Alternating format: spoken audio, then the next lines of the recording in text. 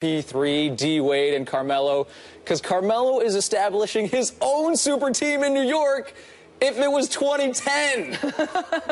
Right. The Knicks That's right, man. have already landed Derrick Rose from Chicago. Now ESPN's Mark Stein and Ian Begley report the Knicks are the strong favorites to land Joakim Noah. Now, in an injury-shortened season, the 31-year-old Noah averaged just 4.3 points in 29 games last year. If Noah ends up going to the Knicks, is Chicago or New York actually better off? Kate, we'll start with you as the Knicks fan.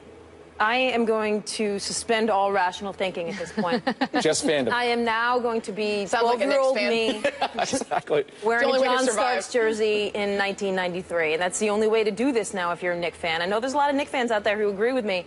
I don't want to hear rational numbers. I don't want to hear 4.3 points per game for Joakim Noah, because what they needed from him wasn't the points per game. It was simply to be the guy who rebounds and defends so Porzingis can continue to grow, because he played so well with Lopez on the floor, Porzingis did, that you need a guy like Noah. Look, I know you can tell me that every single decision that the Knicks made over the last 15 years to bring in an aging star, or to bring in Steve Francis, or to bring in Amari Stoudemire, is independent from this particular decision to bring in a now aging star in Derrick Rose.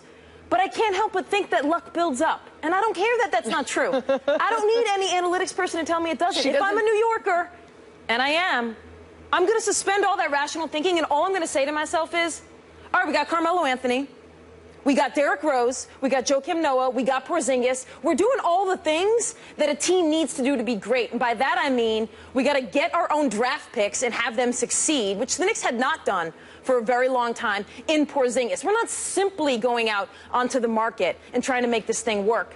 We are doing all of the steps that a lot of the teams who have won titles over the year have done. I'm not saying this team is winning the title next year. I'm simply saying that. You heard it here first. Like when improv and comedy, when people move from the second city to SNL, their game gets upped, okay? Oh. Their game gets upped when they go from Chicago to New York. They got to be on that big stage in SNL and in New York City, and all of a sudden, the lights are a little brighter, and all of a sudden, this particular team is going to play a little bit better. I don't want to hear any rational thinking now. I guess Jane should go next. Yeah, right. I'll never forget having tickets to the game that the Spurs won the NBA title in Madison Square Garden. It was a dark day. You're talking about 99, yes, the lockout year? I was there. I don't count that lockout shortened year. I was there, and I was at many other games Is this a rational thought? I don't know. And so ever since, and then you have the Dolans as owners. I just can't help but think, as optimistic as I feel right now, that something's going to go horribly wrong and ruin this. This is just the way this franchise is. Everything may look great right now in the offseason. We are a blown knee away, really, from total disaster in this franchise at any given time. And I hope that you're right. That would be great. I would prefer to be wrong and celebrate at the end of the season when the Knicks add another banner to the storied arena. Okay, well, but in fact, you're pointing out the disaster the Knicks have been only leads me to further believe that we are due to no longer be a disaster. You pointing out how bad things have been make me think. Now, all of a sudden, Derrick Rose, I believe Did the Cubs him. think that last year, by the way? I believe was that him. the Cubs' rationale? He's been working out hard. We're going to see a Derrick Rose that we haven't seen in the last 3 years. We're going to see a new Derrick Rose who's going to be back at MVP level. He played okay last year. Can you put some logical thought in here for a minute? Let's have some rationale, please. First of all, you know how people always argue over whether momentum is a thing or not? Not only is Kate a proponent of momentum, not even in a game, but in life. Not even a game, but in life, it's reverse momentum. Her argument is that the Knicks have failed. I don't believe in momentum. The Knicks have failed so many times that means it's all adding up to something good happening. It's like reverse momentum. You have the downward swing so much that suddenly, all of a sudden, all those bad moves they made mean that you're due. There's a lot of people out there who use the logic when they play blackjack in Vegas that if you lose a bunch of hands in a row, you should put a lot of money on the next hand. And they're bankrupt. Yeah, they're degenerates. You don't know that? Kids aren't going to college anymore. Let me give you some actual, it's better realistic, at the roulette table, by the way. Not over blackjack. Just logical. Okay.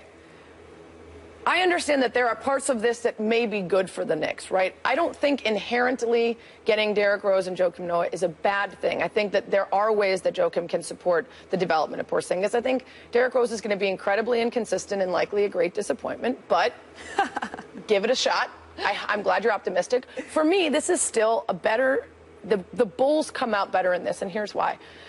Joakim Noah no longer had faith in Gar Forman to lead the team to success. He did not believe that the front office of the Bulls were capable of making the right decisions to lead this team to victory. And he's an aging player who wants to win now. He doesn't have time to be part of a rebuild. And the Bulls are cleaning house to the point where even Jimmy Butler is out there being floated, right? To the point where they are willing to get down to absolutely nothing and see where they go from there using younger guys. Jimmy Butler's still young enough that he's a part of the next step. Joakim Noah is not a part of that next step. He doesn't have time to stick around. So he doesn't want to be here because he doesn't trust Gar Forman. He has tension with Fred Hoiberg, who sat him on the bench last year and told him he was going to be a big component coming off as the sixth man. He's the heart and soul of this team. He brings all of the energy and fire, and you're relegating him to the bench and his fewest amount of minutes since his rookie season. This is a guy who went from being in the MVP conversation and Defensive Player of the Year to the stats that we heard: 4 points a game, fewer rebounds, and not only that, but if you were in Chicago and you were watching him on a game-by-game basis, after that injury, not the shoulder that took him out, but the previous injury, he looked like he forgot how to basketball. He would, and honestly, what the teams discovered is if that they didn't put him in that position where he was a facilitating center, where he could get at the top of the key and dole out assists. If they just left him up there and knew he wasn't going to shoot because the jump shot was getting worse and worse, he stood there with the ball as if it was a mango. What am I to do with this? It was the weirdest thing to watch somebody who had been a dominant presence on the court turn into someone who looked like he forgot how the game works. And the problem is that he is limited. What he is able to do well still is so limited that teams are able to figure that out. It wasn't going to work for Chicago, a team that needed to get younger and faster and rebuild. It might work for the Knicks. I don't think it will. But either way, I think the Bulls' only option was to allow him to go, and that's part of why Lopez came over in the deal for the Bulls. The Bulls got their center in Robin Lopez. So you're telling me that Manhattan can be the island of resurrection? No, that's not what I'm telling you. That's what you're telling me. I don't believe that's what I said. You're telling me that illogical Knicks thinking. Now we've got Derrick Rose. If you meant island of misfit toys, where one guy has no knees left and the other one is old and forgot how to basketball, and then Carmelo, who apparently can't win with anyone, then yes, that's what I said. Can you also be misfit toys and resurrection at the same time and resurrect a bunch of careers? I forgot what happened at the end of that movie. I feel like at the end, the Island of Misfit Toys I feel like you just proved my point again, was that at least you've got a bunch of guys now who can bond together over the fact that they have on the bench in street clothes, that they have been in positions before where franchises have given up on them. I mean, Joakim Noah was in a position where part of the reason why he wasn't playing well was because there wasn't belief in him. Now you're coming to a place where, wow, you've got an entire island that irrationally is going to believe in you. I really have no more irrational arguments to make. I was going to say, are we done yet with this utopia where somehow Derrick Rose goes back to MVP form and Joakim Noah isn't an alien? You know that this is true. Sometimes if you're in a place where people don't want to see you, where you're getting booed, where people don't like you, and you go someplace else, you feel differently. You perform differently. Right. That would work if the fact that Joakim Noah was beloved in Chicago, and despite his failings and his stats that weren't holding up and his injury issues, the city loved him. Well, so he's going from a place that loved him despite his flaws to New York. His hometown. It's a big stage. His hometown. New York is really known for being nice to people no matter how they perform. He grew up in Soho. And I'm sure they're going to say, we remember when you were here, when you were born 20 plus years ago, and we're going to focus on that instead of how you're not doing what we hoped when we signed you.